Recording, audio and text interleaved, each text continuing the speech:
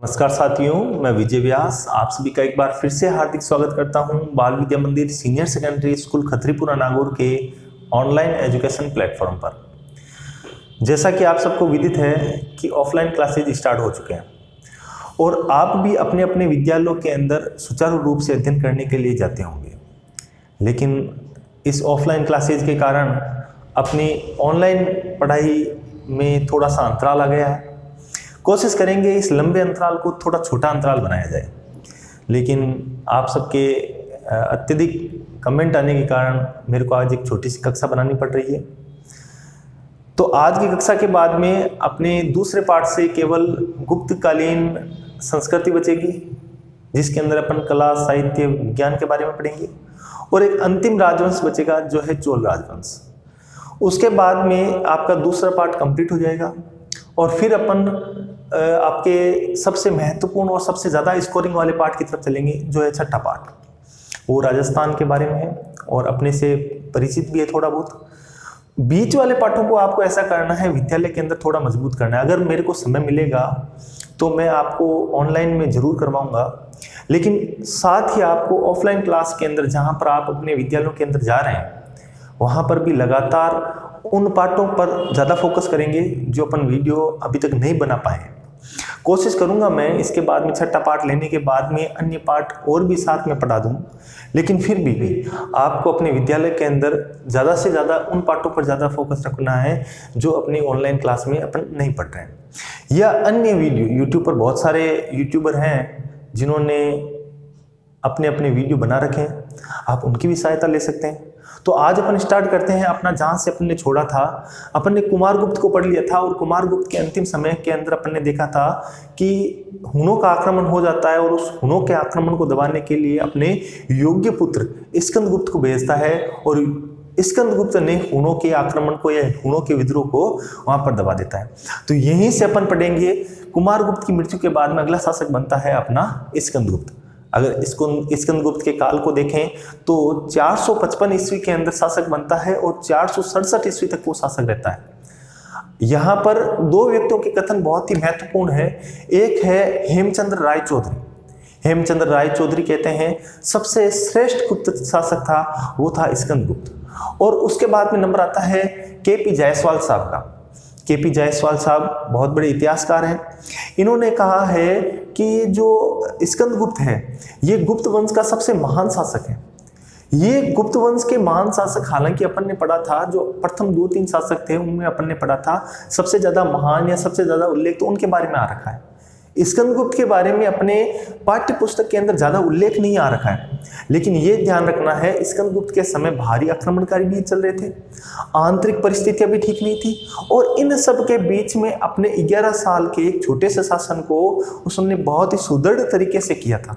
इसलिए अपन गुप्तों के सबसे महत्वपूर्ण शासकों में स्कंदगुप्त को भी लेते हैं। तो आइए आज अपन शुरू करते हैं स्कंदगुप्त के बारे में।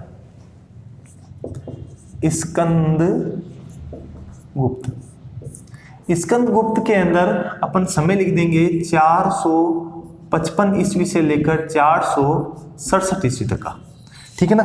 ये स्कंदगुप्त का समय हो जाएगा। और स्कंदगुप्त के अंदर अपने को सबसे पहले जानकारी मिलती है दो स्थानों से। एक तो मिलती है जूनागढ़ अभिलेख से, तो जो जूनागढ़ अभिलेख था स्कंदगुप्त का प्रथम अभिलेख था, और एक मिलती है भीतरी अभिलेख से। तो जूनागढ़ अभिलेख व भीतरी अभिलेख के अनुसार स्कंदगुप्त ने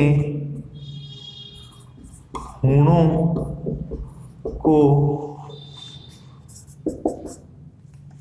पराजित कर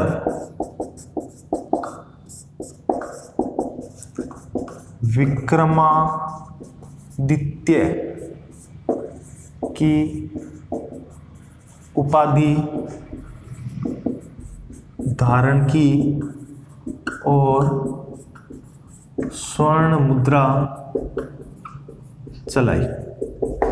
देखो क्या है, दो अभिलेख है, एक जूनागढ़ अभिलेख और एक है भीतरी अभिलेख। जूनागढ़ अभिलेख और भीतरी अभिलेख के अनुसार अपने को ये पता चलता है स्कंदगुप्त, ये स्कंदगुप्त किसका पुत्र है, ये आपके कुमारगुप्त का पुत्र है। स्कंदगुप्त किसका पुत्र है, कुमारगुप्त का पुत्र है। इसने क्या किया, कुमारगुप्त के समय ही, स्कंदगुप्त यहां पर अभी कुमारगुप्त के समय की बात कर रहे हैं, एक स्थान पर कुमारगुप्त के समय की बात आ रही है और जूनागढ़ अभिलेख के अंदर इसके बाद की बात आ रही है। इसने क्या किया है, हुनों को पराजित किया, ये सॉरी कुमारगुप्त ने नहीं, स्कंदगुप्त ने क्या किया है, हुनों को पराजित किया है और किसकी उपाधि धारण की है, विक्रमादित्य की। क्योंकि जब ये हुनों की विजय की बात कुमारगुप्त को पता चलती है, उस समय कुमारगुप्त का देहांत हो जाता है और वहीं पर स्कंदगुप्त को शासक बना दिया जाता है। शासक बनने के बाद में उसने सबसे पहले उपाधि कौन सी धारण की है, विक्रमादित्य की उपाधि धारण की और स्वर्ण मुद्रा चलाई। आपको ये पूछ सकते हैं स्कंदगुप्त ने स्वर्ण मुद्रा किस विजय के उपलक्ष्य में चलाई है, तो हुनों पर विजय के उपलक्ष्य में स्वर्ण मुद्रा चलाई है और किस उपाधि को धारण किया है, विक्रमादित्य की उपाधि को धारण किया। उसके बाद में इसका है कि जूनागढ़ अभिलेख है, जूनागढ़ अभिलेख, ये इसका प्रथम अभिलेख, ये इसका क्या है, प्रथम अभिलेख है। इस अभिलेख के अंदर क्या बात आ रखी है, इस अभिलेख के अंदर बता रखा है कि जूनागढ़ जो सौराष्ट्र प्रांत है उसके अंतर्गत है। सौराष्ट्र प्रांत के अंदर इसने अपने गवर्नर को पर्णदत्त को नियुक्त किया है और पर्णदत्त के पुत्र चक्रपालित ने ही जो मौर्य काल के अंदर चंद्रगुप्त मौर्य के द्वारा सुदर्शन झील का निर्माण करवाया गया है, उसका जीर्णोद्धार किया था। इस जो सुदर्शन झील है, इसके तटबंध है वर्षा के कारण टूट गए थे और इसी वर्षा के कारण टूटे हुए तटबंधों का जीर्णोद्धार या वापस पुनर्निर्माण इसके सौराष्ट्र के गवर्नर, जिसका नाम क्या था, पर्णदत्त, और उस पर्णदत्त के पुत्र चक्रपलित ने इसका जीर्णोद्धार कराया। तो जूनागढ़ अभिलेख जो इसका पहला अभिलेख है, इसके अंदर किसका वर्णन आ रखा है, सौराष्ट्र प्रांत के गवर्नर, किसको गवर्नर बनाया है, पर्णदत्त को, पर्णदत्त को सौराष्ट्र प्रांत के गवर्नर पर्णदत्त को नियुक्त, एक तो ये बात आ रखी है, ठीक है। इसके बाद में क्या आ रखी है, पर्णदत्त के पुत्र जिसका नाम क्या मिलता है, चक्रपलित ने सुदर्शन झील का जीर्णोद्धार करवाया तथा इसके किसके, सुदर्शन झील के, इसके किनारे एक विष्णु मंदिर बनवाया। बात आ गई क्या समझ में। जूनागढ़ अभिलेख के अंदर क्या रखा है, सौराष्ट्र प्रांत के गवर्नर पर्णदत्त को नियुक्त किया है। अब पर्णदत्त के पुत्र चक्रपलित ने सुदर्शन झील का जीर्णोद्धार कराया था। इस सुदर्शन झील के बारे में भी थोड़ी सी डिटेल से अपन वापस जानकारी लेंगे। इसका निर्माण कब हुआ, इसका पुनरुद्धार कब यानी जीर्णोद्धार कब कब किया गया था, ये सारी बातें अपन देखेंगे। और इसके किनारे किसका निर्माण करवाया है, विष्णु मंदिर का निर्माण कराया। किसने कराया है, इस आपके चक्रपलित ने करवाया। बात आ गई क्या समझ में। इसके बाद में जो यहाँ पर स्कंदगुप्त के समय जो सोने के सिक्के थे उनका वजन सबसे ज्यादा था। अगर आपसे पूछ लिया जाए गुप्त काल के अंदर सबसे ज्यादा वजन वाले सोने के सिक्के किस शासक के हैं, तो आप कहोगे स्कंदगुप्त। स्कंदगुप्त के समय में सोने के सिक्के का वजन था 144 ग्रेन। 144 ग्रेन के सोने के सिक्के किसके द्वारा चलाए गए थे, स्कंदगुप्त के द्वारा चलाए गए थे। एक ग्रेन के अंदर आता है 1/6 ग्राम। तो 144 ग्राम के 144 ग्रेन के अंदर आ गया लगभग आपके 12 ग्राम यानी 2 तोले का सिक्का। आज 10 ग्राम की रेट आपके लगभग अप्रोक्स 50,000 है। तो आप देख लीजिए 50,000 के हिसाब से लगभग 1 लाख रुपए से भी ज्यादा, यानी आज अगर वर्तमान में अगर इस सिक्के का भार देख के वजन मान रुपए निकाले जाए तो लगभग 1 लाख रुपए का एक सिक्का जारी किया था। तो सबसे ज्यादा वजनी सिक्के, सोने के सबसे ज्यादा वजनी सिक्के किस काल के अंदर बने थे, स्कंदगुप्त के काल के अंदर, लगभग 144 ग्रेन के। लेकिन आपको एक बात और ध्यान रखनी है, जब वजन ज्यादा बढ़ जाता है, अपन देखते हैं वजन और मात्रा जब बढ़ती है तो उसकी क्वालिटी के अंदर कमी आती है। तो सबसे ज्यादा अशुद्ध सिक्के या सबसे ज्यादा अशुद्धियां, सोने के सिक्के में सबसे ज्यादा अशुद्धियां किस शासक के काल के अंदर मिलती है, वो भी स्कंदगुप्त के। एक तो वजन सबसे ज्यादा स्कंदगुप्त के काल के अंदर, और सबसे ज्यादा अशुद्ध सिक्के, अशुद्ध सोने के सिक्के, वो भी किसके काल के अंदर मिलते हैं, स्कंदगुप्त के काल के अंदर। तो ये दोनों बातें भी लिख देते हैं। स्कंदगुप्त के काल में सोने का वजन 144 ग्राम, सर्वाधिक वजनी स्वर्ण मुद्रा लिख देता हूं, स्वर्ण मुद्रा। एक तो ये हो गई तथ्य। अगला तथ्य अपने आ जाएगा स्वर्ण मुद्रा में सर्वाधिक मिलावट भी स्कंदगुप्त के काल में हुई। स्कंदगुप्त के काल में सोने के सिक्के में सर्वाधिक मिलावट होने लग गई। तो ये तो हो गया अपने स्कंदगुप्त के बारे में। एक बार 2-3 बातें और है सुदर्शन झील, और क्या क्या हुआ था, 2-3 घटनाएं और है। पहले एक बार आप इसका स्क्रीनशॉट लो, फिर अपन आगे चलते हैं। उससे पहले मैं आपको एक बार रिवीजन करवा देता हूं। स्कंदगुप्त का समय 455 से 467 ईस्वी, ये इनका समय हो गया। जूनागढ़ अभिलेख व भीतरी अभिलेख के अनुसार कुमारगुप्त के पुत्र स्कंदगुप्त ने हुणों का दमन किया या हुणों को पराजित किया और विक्रमादित्य की उपाधि धारण की। विक्रमादित्य की उपाधि धारण करने के बाद उसने स्वर्ण मुद्राएं चलाई।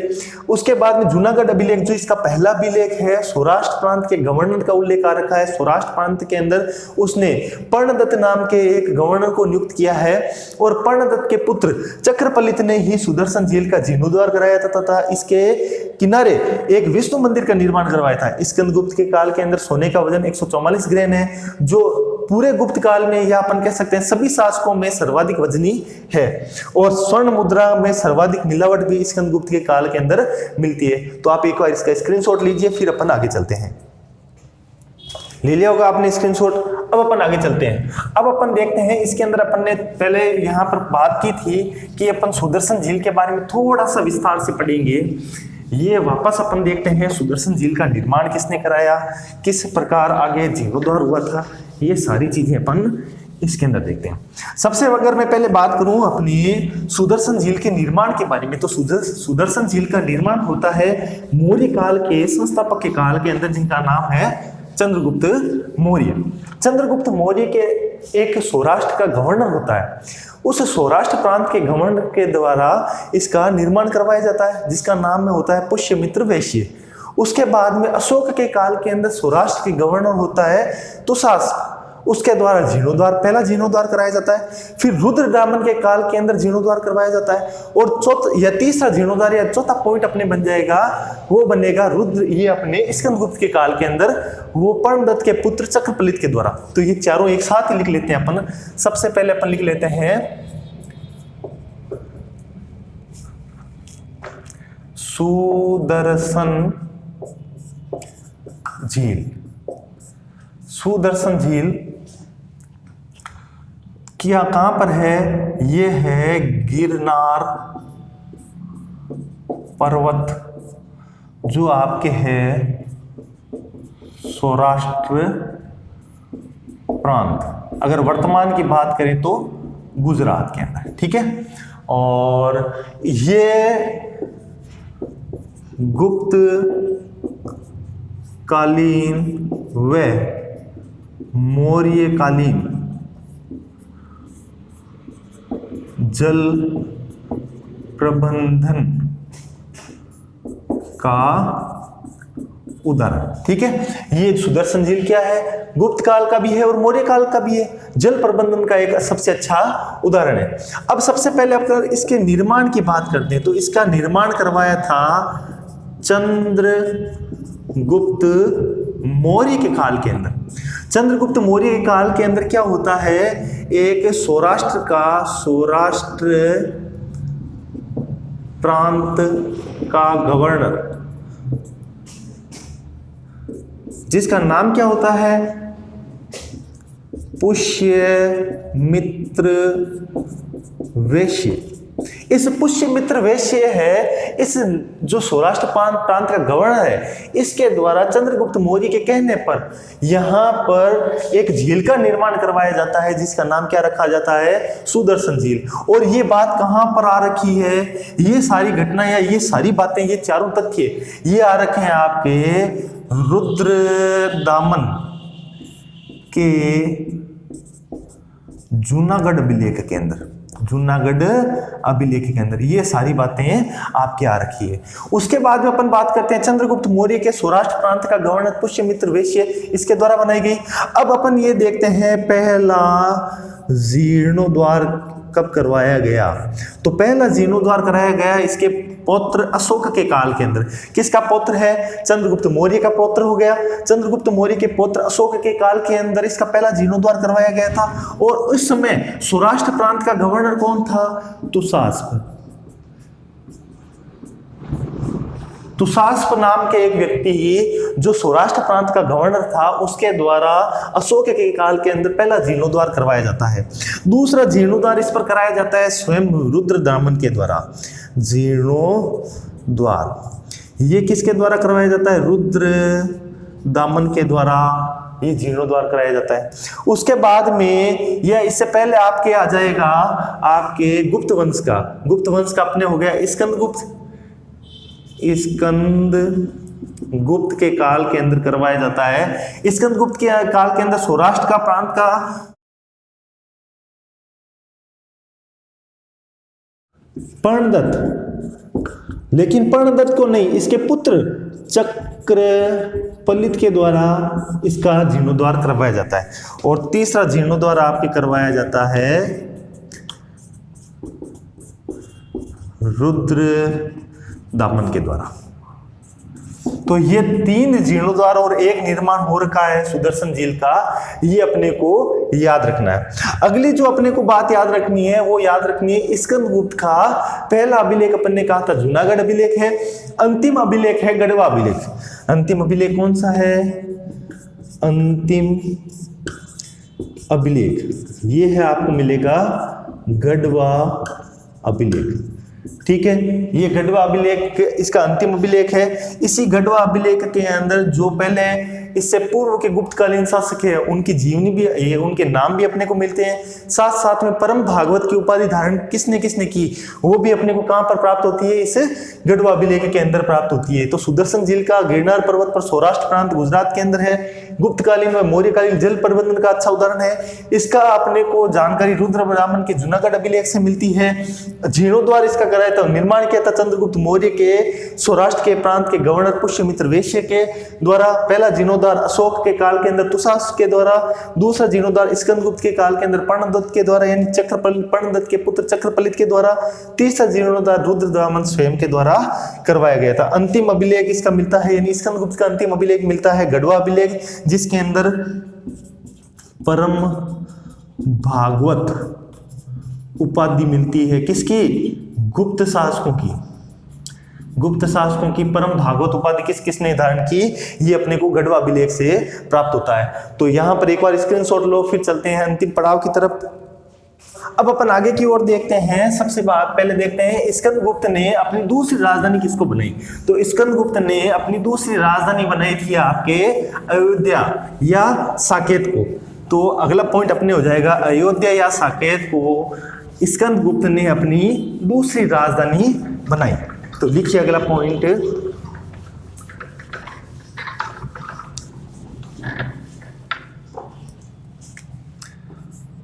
सेकंड राजधानी।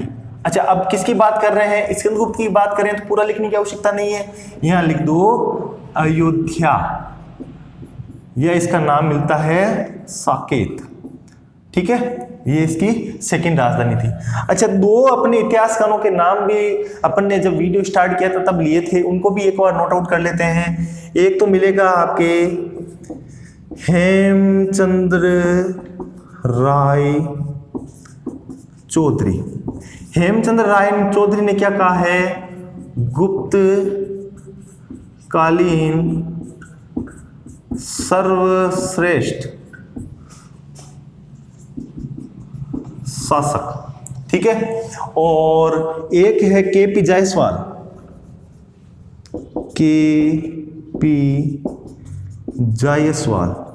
केपी जायसवाल साहब क्या कहते हैं, गुप्त कालीन महान शासक। ऐसा इन्होंने क्यों कहा है, इनके बारे में अपने गुप्त के बारे में अपने ज्यादा अध्ययन भी नहीं किया, लेकिन इन्होंने ऐसा क्यों कहा है, क्योंकि जब ये शासक बने थे तो उधर से हुनों का आक्रमण हो रहा था और हुनों का आक्रमण का भय 11 साल तक लगातार बनता रहा और ऐसा नहीं हुआ भी है, लेकिन बार बार इन्होंने रोक दिया। इसके अलावा अन्य विदेशी जातियां भी इनको परेशान कर रही थी, साथ साथ में आंतरिक कलह भी चल रहा था। इतना बड़ा साम्राज्य संभालना बहुत मुश्किल था। कुमार गुप्त के द्वारा जो साम्राज्य छोड़ा गया था उसका आकार बहुत बड़ा था, उसमें संचालन अच्छा नहीं कर रखा था, तो स्कंद गुप्त ने उसका संचालन भी अच्छा किया। तो आंतरिक और बाहरी परिस्थितियों में कठिनाई को होते हुए भी उन्होंने अच्छी तरीके से शासन किया, इसलिए क्या सर्वश्रेष्ठ शासक। अगर इसको अच्छी परिस्थितियां मिल गई होती तो ये भी अपने जैसे नाम अन्य का अपन पढ़ते हैं, जैसे चंद्रगुप्त प्रथम या द्वितीय, विक्रमादित्य के बारे में पढ़ते हैं या समुद्रगुप्त के बारे में पढ़ते हैं ज्यादा डीपली, तो वैसे इनके बारे में पढ़ने को मिलता।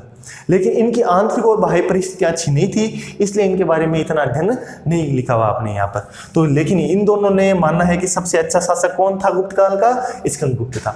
इसके बाद में जो आगे कुछ नाम नहीं है आपकी किताब के अंदर, इनका वर्णन नहीं दे रखा है, लेकिन थोड़ा थोड़ा दे रखा है। जैसे एक का नाम आया है पुरुगुप्त आया है, पुरुगुप्त के बाद में आपके बुद्धगुप्त आता है, बुद्धगुप्त। जो चीनी यात्री वेनसांग आया था वो वेनसांग कहता है बुद्धगुप्त है वो इनका अंतिम शासक है। लेकिन बुद्धगुप्त के बाद में भी अपन देखते हैं एक शासक बनता है कुमार गुप्त द्वितीय। कुमार गुप्त द्वितीय के बाद में बनता है बालादित्य। इनका नाम था नरसिंह गुप्त था इनका पूरा नाम, लेकिन बालादित्य के नाम से ही जाने जाते थे।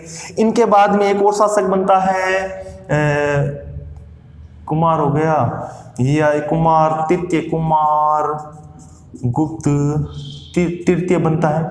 और फिर लास्ट बनता है विष्णुगुप्त। ये विष्णुगुप्त होता है, ये इनका अंतिम शासक होता है। ये विष्णुगुप्त इनका अंतिम शासक होता है। लगभग 550 ईस्वी के अंदर इनकी हत्या कर दी जाती है और फिर नए राजवंश का उदय होता है। तो लगभग 550 ईस्वी तक। अच्छा, स्टार्ट कहां से किया था अपन ने 319 वर्ष से, 319 से 550, लगभग ये 550 तक गुप्त वंश का शासन होता है और फिर गुप्त वंश समाप्त हो जाता है। इनका अंतिम शासक होता है आपके विष्णुगुप्त। तो ये अपन ने कंप्लीट कर लिया है गुप्त वंश का पूरा क्रम, जो शासक थे। अब अपने 2-3 बातें गुप्त वंश के अंदर रही है। मूलतः इनकी कला, साहित्य, संस्कृति, ये, और उसके बाद में अपन इस अध्याय से पढ़ेंगे चोल वंश को। चोल वंश ज्यादा नहीं है, संक्षिप्त है, लेकिन बहुत ही महत्वपूर्ण है। इसके बाद में अपन पढ़ेंगे चोल वंश को। अब ये 2 अपने टॉपिक इस पार्ट के बाकी रहे हैं, और इसके बाद में ये दूसरा पार्ट कंप्लीट होने के बाद में सीधा अपन चलेंगे छठे पार्ट की तरफ। छठा पार्ट आपके 15 नंबर का पार्ट है, राजस्थान से संबंधित पार्ट है, और आपने ध्यान दिया होगा इस बार अथवा में 2 नहीं 3 प्रश्न दिए जाएंगे। और 15 नंबर का पार्ट है तो निश्चित 2 प्रश्न तो बनेंगे ही बनेंगे। 2 प्रश्न बनेंगे तो अपने को 6 प्रश्न, तो और इस पार्ट के अंदर कुल 6 प्रश्न बन ही नहीं रहे।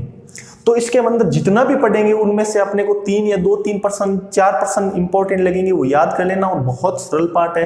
तो अपन इसके बाद मिलेंगे छठा पार्ट, चाहे जितना समय लगे अपन इसको अच्छी तरीके से करेंगे।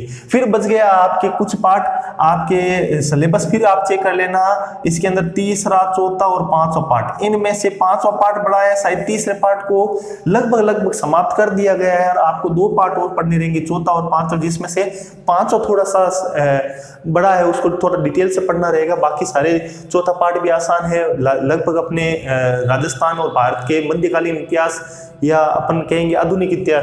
चौथा मध्यकालीन इतिहास से संबंधित है, 5वां आधुनिक इतिहास से संबंधित है। तो उसके बाद में 2 पार्ट रहेंगे, लेकिन अपन पहले सीधा छठा पार्ट पढ़ेंगे, क्योंकि प्रश्नों के नंबर के हिसाब से बहुत अच्छा पार्ट है। 5वां पार्ट भी आपके 15 नंबर का है, लेकिन ये आकार में बड़ा होने के कारण, यानी ये क्या बहुत विस्तृत पार्ट है, इसलिए अपन इसको एक बार इनको छोड़ रहे हैं और सीधा अपन इनको छठे पार्ट को ले रहे हैं। तो अब स्कूल के अंदर और आप रेगुलर जा ही रहे होंगे और अध्ययन कर रहे होंगे, साथ साथ में ऑनलाइन क्लास भी आप देखते जाना। जरूरी नहीं है अपने इसी चैनल से अन्य कोई और चैनल मिलता है, आप पाठ का नाम या आपके टॉपिक का नाम है उसको डालकर सर्च करना, आपको मिल जाएंगे अच्छे कंटेंट और उनको जरूर देखते रहना। लेकिन अपन यहाँ पर पहले कला संस्कृति करेंगे, फिर चौल वंश करेंगे, फिर छठा पाठ करेंगे। अब 1-2 दिन हो सकता है वीडियो आपको नहीं मिले। अब अपन ये क्या करेंगे कि जो अपना यहाँ पे सेटअप है उसको अपन घर पे सेट करेंगे और कोशिश करेंगे थोड़े थोड़े छोटे छोटे वीडियो है जो घर से ही आपको बनाकर देती जाए। तो मिलते हैं अगले वीडियो में, तब तक के लिए आप सभी को धन्यवाद।